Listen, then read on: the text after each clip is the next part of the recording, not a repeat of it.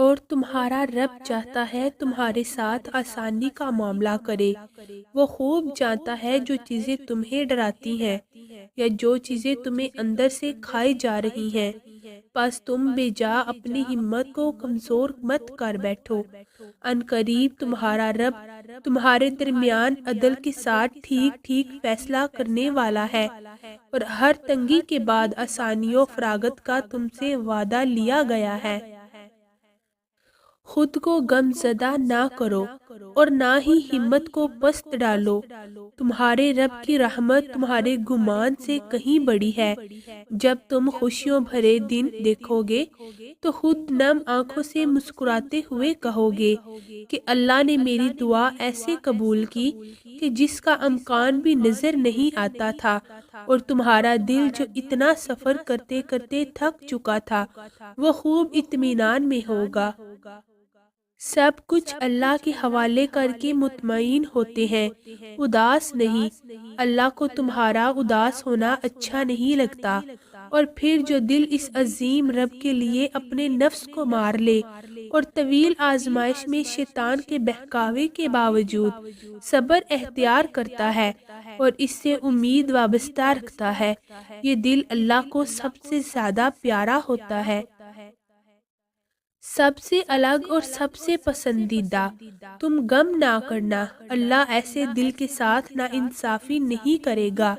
اللہ تعالیٰ قرآن میں خود فرماتا ہے، صبر کرنے والوں کو ان کا اجر بے حساب پورا کیا جائے گا۔ اور جان رکھو کہ جب تم ناممکن حالات میں بھی اللہ کا در نہیں چھوڑتے تب وہ تمہیں اپنے معجزات سے نوازتا ہے، بس تم اپنے ایمان کو کمزور نہ پڑنے دو۔ ان قریب وہ تمہاری ان پوشیدہ دعاؤں کے خوبصورت جواب دے کر تمہارے حق میں معجزہ خاص ضرور کرے گا۔ اگر اب تک صبر کر رہے ہو تو ضرور تمہیں اس کا بڑا اجر ملنے والا ہے۔ اگر تنہا چل رہے ہو تو ان قریب تمہیں سہارا ملنے والا ہے۔ اگر تکلیف بڑھ گئی ہے تو یقیناً تمہیں اس درد کا مرہم ملنے والا ہے۔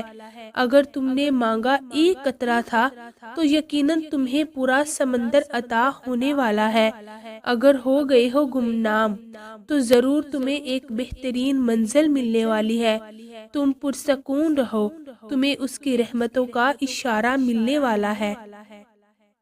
تم ضرور وہ دن دیکھو گے جب 70 ماؤں سے زیادہ محبت کرنے والا تمہیں اپنی محبت کا رنگ دکھاتے ہوئے راضی کرنے میں کوئی کسر نہیں چھوڑے گا۔ یہ صبر تمہارے لیے بڑے معجزے لانے والا ہے۔ اللہ کی رحمت سے مایوس نہیں ہوتے، پھر چاہے آزمائش کتنی ہی لمبی ہو، کیونکہ کچھ دن آزمائش کی سختی کی وجہ سے ہماری زندگی اور ہمارے دل پر عام دنوں کی نسبت بہت بھاری ہوتے ہیں، اور یہی وہ دن ہے جو آخر میں ہمارے اجر کے پیمانے کو بھاری اور دگنا کرتے ہیں۔